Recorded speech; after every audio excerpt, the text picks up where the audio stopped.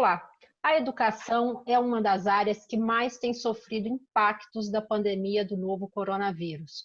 Por isso, em um acordo com o Congresso, o governo federal anunciou o adiamento da realização do Exame Nacional do Ensino Médio, o Enem. É sobre esse tema que eu converso com a deputada Alice Portugal, do PCdoB da Bahia, e o deputado José Medeiros, do Partido Podemos do Mato Grosso. Eu sou Daniela André e este é o Câmara Debate, gravado em modo especial pela internet. Olá, deputados, bem-vindos ao Câmara Debate. Deputada Alice Portugal, bem-vinda. Obrigada, Daniela. Um prazer estar com vocês mais uma vez no Câmara Debate. Deputado José Medeiros, bem-vindo também ao Câmara Debate. Olá, uma boa tarde a todos, a toda a equipe da Câmara, da TV Câmara. Eu começo perguntando à deputada Alice Portugal, que é autora de uma proposta para formalizar esse adiamento do Enem. Quando deve ser o Enem, deputada? Bom, Daniela, primeiro quero cumprimentar o deputado Zé Medeiros, né? Travamos bons debates no plenário da Câmara, né? Sempre parabenizar pela qualidade do Câmara Debate. Dizer que o Enem hoje, ele é, sem dúvida, o instrumento principal do ingresso, é a porta de entrada para o ensino superior, não é? E em 2019 foram 5,1 milhões de inscrições. Portanto, esse é um programa da maior importância. Ele não é a seleção propriamente dita, mas ele oferece as notas para o SISU. Então, com a pandemia, com o isolamento social, com escolas que nós sabemos que não tem nem janelas, algumas escolas no interior do Brasil não têm água. Então, nós faríamos uma aglomeração muito grande e, ao mesmo tempo, nós teríamos um aprofundamento das desigualdades pelas diferenças de acesso à internet, a aulas remotas, a teleaulas. Por isso, Daniela, eu ingressei com o PDL 149, em primeiro lugar, desde o dia 14 de abril. Então, está aí esperando desde 14 de abril para essa análise e o ministro, naquela intransigência conhecida, não admitia que os seus líderes na Câmara encaminhassem. E aí eu entrei com um projeto de lei, não é? O projeto número 2623, para adiamento do Enem. Sem dia. Por quê? Porque tudo depende das autoridades sanitárias, em conjunto com as autoridades educacionais, para a verificação do dia seguro e com a diminuição dessa desigualdade. O aluno da escola privada, boa, né, nem todas, que tem aula remota, que tem acesso a uma plataforma como essa, ele está bem calçado. Mas o aluno da escola pública, que não tem acesso à internet, que no seu município, para ele pegar um sinal de celular, tem que ir para uma montanha, realmente ele está muito defasado em relação a conteúdo. Então é preciso equalizar, por isso eu ingressei com as duas matérias. Deputado José Medeiros, tendo em vista essas ponderações da questão de saúde pública e dificuldade para o atendimento do ensino à distância por escolas e também pela frequência dos alunos, o senhor concorda com a necessidade do adiamento do Enem? Olha, primeiro, boa tarde novamente a todos os telespectadores, a toda a equipe da TV Câmara, a deputada Alice Portugal. Eu tenho um ditado do grande poeta brasileiro, mato-grossense, Manoel de Barros, que vai deixar a minha colega de plenário escandalizada, Alice Portugal. Manoel de Barros dizia que quem tem vontade caça jeito. Eu sou da época do vestibular. A gente não tinha celular, a gente não tinha computador, a gente saía procurando apostila, livros, jornais, para tudo que você pudesse para poder, artigos de Veja, tudo que você pudesse para poder passar no vestibular. Então, você não tinha acesso a essas coisas, né?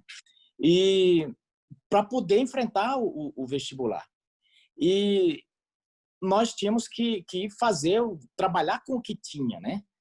E num momento desse, quem vai enfrentar o vestibular já viu, quem vai enfrentar o Enem, ele, na verdade, já viu o conteúdo. É porque o terceirão, que os alunos falam, na verdade, hoje, o ensino médio, quem está nesse último ano, ele já viu o conteúdo, ele é praticamente uma revisão agora, né? E então, agora seria um período de revisão. Então, quem vai para casa, ele teria que simplesmente fazer uma revisão. Lógico que essa revisão não teria o acompanhamento do professor. Então, eu penso que poderia ser feito. Lógico, a deputada fez uma ponderação interessante com relação à aglomeração. E aí, sim, teria que ser feita essa ponderação, que aí teria que ser feito com o necessário distanciamento, e aí as autoridades de saúde é quem teria que ver qual o momento certo de fazer isso. Então, é somente essa ponderação que eu faria. Mas, em relação à questão do conteúdo, eu não vejo tanto prejuízo. Quanto às desigualdades, eu vejo que nós as temos, e elas estão aí. É uma realidade que eu penso, e aí eu concordo com a deputada Alice Portugal, nós temos que enfrentá-las. Eu venho da educação, trabalhei na educação por muito tempo, sou da Frente Parlamentar da Primeira Infância, porque eu penso que nós temos como vencer essas desigualdades no campo da aquisição de conhecimentos, trabalhando desde a primeira infância. Porque aí você prepara esse canteiro que vai absorver esses conhecimentos desde já. Do contrário, nós vamos ter alunos que vão poder ter aquisição de conhecimentos de um jeito e outros que não vão absorver esses conhecimentos. Então, em relação ao Enem, essa é a minha posição. Deputada Alice Portugal, como é que a senhora avalia esse posicionamento do deputado José Medeiros? Daniela, com todo respeito... Os alunos já teriam contato com a matéria e já têm a oportunidade de estudar sozinhos em casa? Bom, primeiro, eu tenho que discordar do meu colega, deputado José Medeiros, porque é preciso lembrar que as escolas estão fechadas desde março. Então, não tem terceirão. Na verdade, os alunos nem começaram a fazer o terceiro ano a rigor. Então, não tiveram contato com esse conteúdo. Os que têm plataformas digitais e escolas que realizam a educação à distância, eles estão tendo. Mesmo assim, deputado, nada substitui o contato aluno-professor.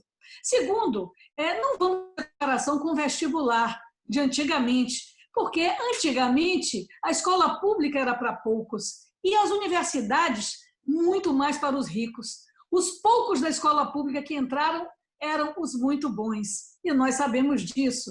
Eu também venho dessa experiência. Então, a verdade é que nós temos que adiar, porque é uma desigualdade muito grande de acesso ao conteúdo. Deputada, existe essa falta, às vezes, de equipamentos, computadores nas residências. Mas e o celular? Ele não está presente dentro de todas as casas do Brasil, praticamente, hoje? Sim, Daniela, é verdade. É verdade, Daniela, mas 7,5% dos alunos tem pacote de 1 gigabyte. Um vídeo de 15 minutos tem consumo de 550 megabytes. Eu fiz questão de pesquisar isso. Ainda a maioria das secretarias estaduais de educação do país não tem plataforma metodológica estabelecida para oferecer aulas remotas. Então, e os estudantes brasileiros, caros amedeiros, são os estudantes que menos livros têm em casa. 30% dos estudantes nunca comprou um livro. Então, a desigualdade é gigantesca. O ministro da Educação diz que o Enem não é para coibir desigualdades, mas por que nós vamos aumentá-las? Por isso, entendemos que o adiamento é uma necessidade de saúde pública e uma necessidade de se buscar uma equalização, diminuir as distâncias entre os alunos mais pobres e aqueles que têm condições melhores de acesso a conteúdos. Deputado José Medeiros, pegando um pouco do que o senhor falou anteriormente, do que a deputada Alice falou, o Enem também não cumpre uma função social, uma vez que ele é a porta de entrada para o SISU, que possibilita que estudantes carentes possam estudar mesmo em universidades privadas? Não é uma forma de realmente se diminuir a desigualdade dessa geração e não deixá-la de lado esperando que uma nova geração comece a ser bem cuidada na primeira infância? Olha, Só relembrando, assim, um pouco dessa discussão que nós estamos fazendo aqui, assim, já foi decidido, né? O Enem vai ser adiado. Eu externei apenas a minha posição de que a minha posição era de que ele poderia ser feito. E falando sobre a questão da desigualdade, eu acho que ele cumpre sim, acredito que ele cumpre sim. E falando sobre as desigualdades, a meu ver, assim, a desigualdade, ela pode ser... a gente tem que compreender que ela tem que ser entendida que nem sempre, e aí eu vou dar 2 exemplos aqui. A deputada Alice Portugal e a mim próprio. Nenhum desses 2 são de famílias, vamos dizer, de famílias abastadas. Mas a educação, ela, vamos dizer assim, salvou esses 2. E, vamos dizer assim, nós não fomos, não somos nenhum Einstein, não somos, mas o que acontece? Nós tivemos as condições necessárias, os instrumentos necessários para que essa questão da desigualdade não nos atingisse. E por que eu citei a primeira infância? Existem estudos, e isso são estudos consolidados por inúmeras universidades, estudos de Oxford, de Harvard, de universidades diversas, de mais de 50 anos já, estudo duplo cego, em comunidades de altíssima vulnerabilidade, em que pegaram crianças de mesma comunidade e desde a concepção, no útero da mãe, e começaram a dar condições para que o cérebro tivesse desenvolvimento normal. E outras só acompanharam, a dos 0 aos 6 anos. E depois só observar essa criança até os 18 anos. Então é o seguinte, o que os cientistas dizem é o seguinte, que isso tem uma influência imensa na questão da desigualdade social. Porque eles dizem o seguinte, que se uma criança não tiver o desenvolvimento cerebral normal, se a criança tiver estresse crônico, isso, as sinapses, os axônios, ou seja, o cérebro não aprende a aprender. Eles dizem o seguinte, se uma mãe tiver um filho num quarto escuro, o cérebro tem um tempo para aprender as coisas, para receber os estímulos. Então, se essa criança, num prazo de 6 meses, não receber estímulo de luz, por exemplo, após 6 meses, você pode colocar ele diante da luz, que ele vai ser um cego para sempre, mesmo não tendo nenhum defeito fisiológico ou defeito físico no aparelho ocular. Então, a mesma coisa acontece com as outras partes do cérebro. Por isso que ele diz, se você não dotar essa criança para ter um desenvolvimento cerebral normal, ele vai para a escola e aí você vai ter crianças com dificuldades de aprendizado. E aí é onde se dá a grande dificuldade, a grande desigualdade social. Por isso que a minha fixação em dizer, nós precisamos investir em primeira infância. E aí, por isso que eu digo, nós estamos com a pirâmide da educação invertida. Eu vejo maciço investimento na universidade e pouquíssimo investimento na primeira infância. Essa é meu grande mantra, mas eu fico um pouco preocupado porque são pouquíssimas pessoas que ficam pregando no deserto. Essa é a minha grande preocupação. A senhora concorda, deputada? Está havendo um desequilíbrio entre o investimento em educação básica e no ensino superior?